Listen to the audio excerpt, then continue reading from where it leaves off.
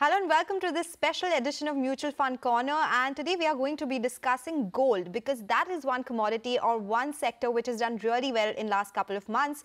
However, January saw some outflows in gold ETFs. Well, is this one time? Will we continue to see this? And what is the outlook and how should one invest in gold? Via ETFs, gold funds or via sovereign gold bonds? We have an expert joining us to tell us all about this. Amol Joshi, the founder of PlanRupee Investment Services, is with us on the show today. Amol, thank you so much for joining us here on CNBC TV18. Well, that's exactly my first question because January did see some decline in gold ETF flows. Do you think that this is something that will continue? What really led to this?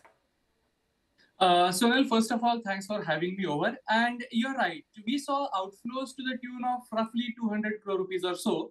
The entire ETF size in gold is about 20,000 crores. So I would say that entire outflow is about 1%.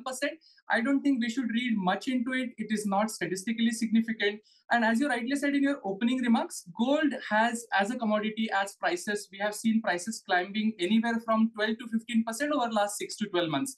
And all this has happened during equity market returns where they have largely remained flat.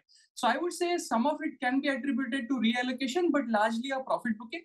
1% is not significant. And I would say that I do not see this trend continuing or this trend expanding into much larger volumes. I would think that the total industry size in gold ETFs would largely be stable. Okay, so you do not expect much flows to come through as far as gold ETFs is concerned. Definitely investors would be happy to know that as well. You know, small cap investing, Amol, is largely conceived or perceived to be high risk, and gold investing is considered low risk here when we talk about investing. Should people invest in gold through mutual funds? Is ETF a better option, or should they go ahead with sovereign gold bonds? All right. So if you are looking gold purely as a financial product, you have these three choices, as you nicely summed up: gold funds, fund of funds, ETFs, as well as sovereign gold bonds. If you are looking at something truly long-term, 5 to 8 years, preferably 8 years time horizon, then SGBs certainly score over every other gold financial gold instrument for the simple reason that all other gold instruments will simply give you the price movement of gold. If gold goes up, you will make that much, roughly that much gain in rupee terms or percentage terms. Sovereign gold bonds are unique in a sense that the gold as a financial product with a sovereign backed or sovereign guarantee, but also it gives you 2.5% interest per annum. This is unique. No such product exists. So if you have typically 5 to 8 years kind of investment horizon, SGBs would do very well for you. However, SGBs, you should understand, you can buy them from secondary market, traded on the exchange. But if you want to buy it while it is being issued, it's a seasonal product. It is not available on tap all throughout 12 months. In such a case, or if you want to run a small SIP of 1,000, 5,000 rupees per month, in such a case, you will probably have to go towards ETF or gold funds. If you are somebody who is comfortable using the demat account, ETF is the right product for you. And if you just want to say that I have a couple of equity mutual funds, SIPs going, I just want to have one more SIP in gold. In that case, gold fund of fund or normal gold fund would do well for you. So different strokes for different folks. It actually would depend on the factors that we discussed just now. Okay, interesting take there, and thank you so much for simplifying it for our viewers as well. But you know, if we talk about who should be investing in a particular fund, according to you, who should not be going ahead and investing in gold ETFs? Because ETFs has been gaining a lot of traction in general. Sonal, you're right. So ETFs have been gaining traction. As we mentioned earlier, 20,000 crore plus is the current gold ETF size itself, as well as equity ETFs, and then there are some debt ETFs as well. So ETFs are gaining traction. But as I mentioned earlier, ETF, as we all know, it is an exchange traded fund. So you will have to buy or sell that instrument as if you are buying or selling a share. Now, if you are typically used to investing in a mutual fund just by going online, investing via a distributor or investing via an advisor or directly via a fund house website, and if you are not really comfortable having a demat account or for any compliance reasons, if you do not want to have a demat account or actively if you do not trade, in all those cases, you should not choose. Since the question specifically asked me who should not invest in ETF. So if variety of these reasons, 2-3 reasons what we discussed, if those are the limitations, then you should not invest via gold ETF. Let me expand a bit on one of those reasons. So one of the reason is in ETFs, you will buy and sell from the market.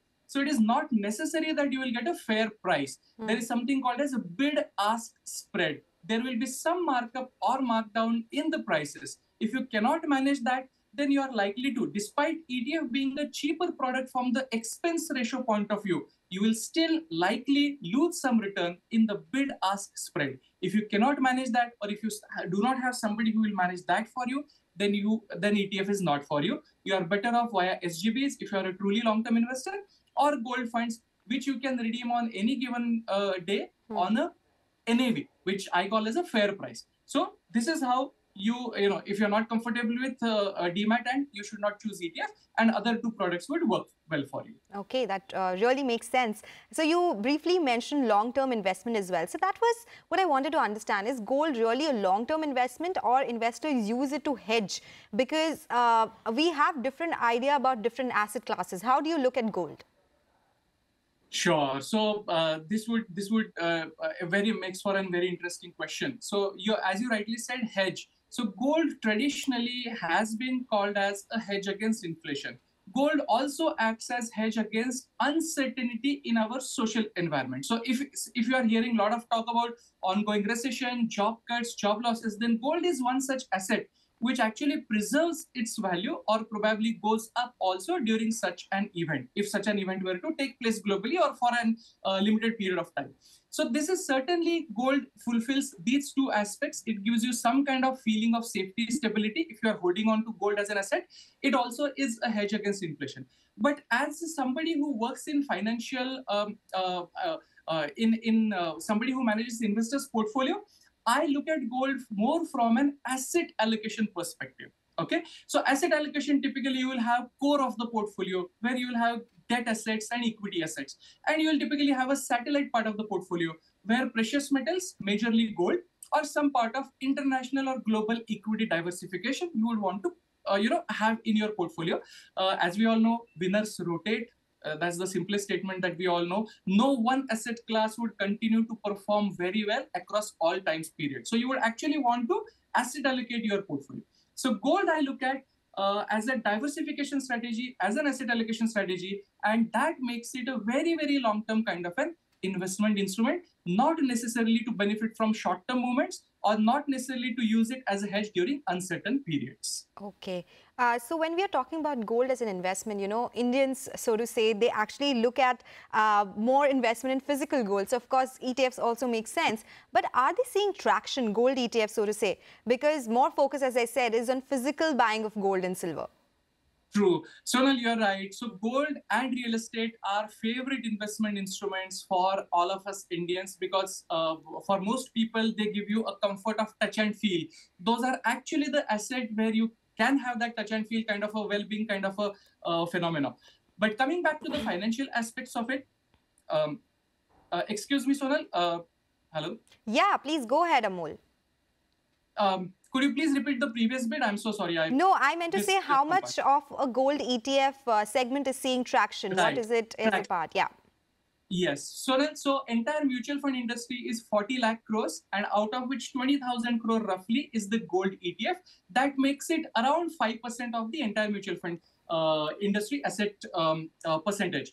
Now coming back to, I mentioned earlier, while we design a portfolio, core and satellite, two parts we discussed. The satellite part is roughly 10 to 15%, where the gold allocation as well as the international or global equity diversification allocation sits into. So from that point of view, also considering the fact that most of the Indians would also have some kind of exposure to physical gold, I would say gold ETFs have seen a decent traction.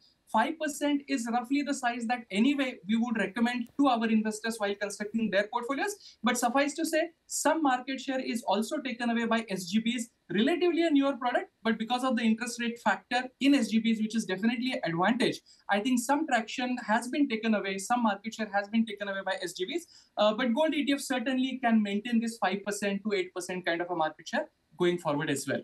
All right, Amol, thank you so much for your insights today. That's all about investing in gold, maybe via mutual funds or ETFs or SGBs as well. Thank you for your expert advice on the show today, and I'll speak to you very soon. Pleasure to be here. Thank you. Okay, with that, it's a wrap on this edition of Mutual Fund Corner. Stay tuned for more updates.